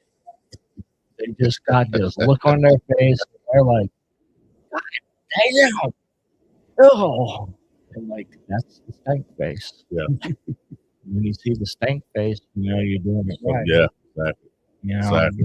that's what I look for whenever I play. Whenever I see anyone in the crowd doing that, I've achieved. There you go. There you go. All right, guys, we're going to wrap it up today. All right, let's get this together. We're going to do what we do is last call. Our last call. You for what we do is shout out to our to anybody that you want to, or anything that you got coming up in the future. Absolutely, without a doubt, 100%. My wife, Casey Canty, and she is stood by my side throughout the whole brain injury and everything, and she deserves the gold medal. That's it. Right? I've got to say the same thing. Casey Campbell stuck with me. My wife Kelly. I was gonna say, I think she might. She let me play, like when I started doing the Water Vineyard. She let me play for a year and a half to get my shit together. And she knows how much this means to me. And she's like, fix my guitars to a point, as long as I keep paying the bills and mowing the lawn and doing what I'm supposed to do. But she's been at my back. You know, early on, she would kick the back of the band and tell me how bad the band sucked. You know, whatever. You guys, we were playing down River's Edge. You guys suck tonight. But that made us stronger. That made me want to be better. You know? It was rough constructive criticism, but you know, it worked. Tough love. Yeah, there you go. Yep. For me, it goes to both of you guys. Hearing both of you guys' stories, you guys are meant to be. I think you guys are so opposites, but you guys both have somewhat unique stories that have a blues in it. And for that, you keep on writing the songs, you keep on drumming the songs, and you guys can just keep on playing that blues and just keep on rocking it out, keep on going. And I'd love to see you guys come back on and see you guys in live. Can't wait. Hopefully, we'll have our new CD done. We'll come back in the fall and bring the new CD. Definitely. Guys, it's been amazing to hear stories from both of you. First time I ever even got a chance to talk to you about music. Great story, and a great comeback story you have. I wish, and not only that, you teach kids the special needs. That is awesome right there. Both of you guys, like Joe said, meant to be together. You guys found each other for a reason. Now you're playing together and making good music together. So I appreciate that so much. Thanks for coming on, guys. Thank you. Yeah, thank you. Yeah. All right, guys. Joe, who we have on next week? We have no Sunday show. Yes. No Sunday show. Thank Yeah, God. actually get some stuff done. But on Monday, we have a card place that's in downtown St. Joe. Okay. And then on Wednesday, we have DJ from the Mark III. All right. There we go, guys. Guys, we want to thank Rodney Mills and Billy Canty for coming on today. No, you said about Billy F. Canty. Mother effing. Mother, yeah, Billy and Canty. Joining us. Guys, Scott, thanks for the work behind the scenes. I appreciate you so much, brother. You guys, we're going to get out of here. For those that don't watch, once again, please like, subscribe, hit that bell notification button, and join us next week on Monday at 8 p.m. We'll see you then. Let's get out of here, guys.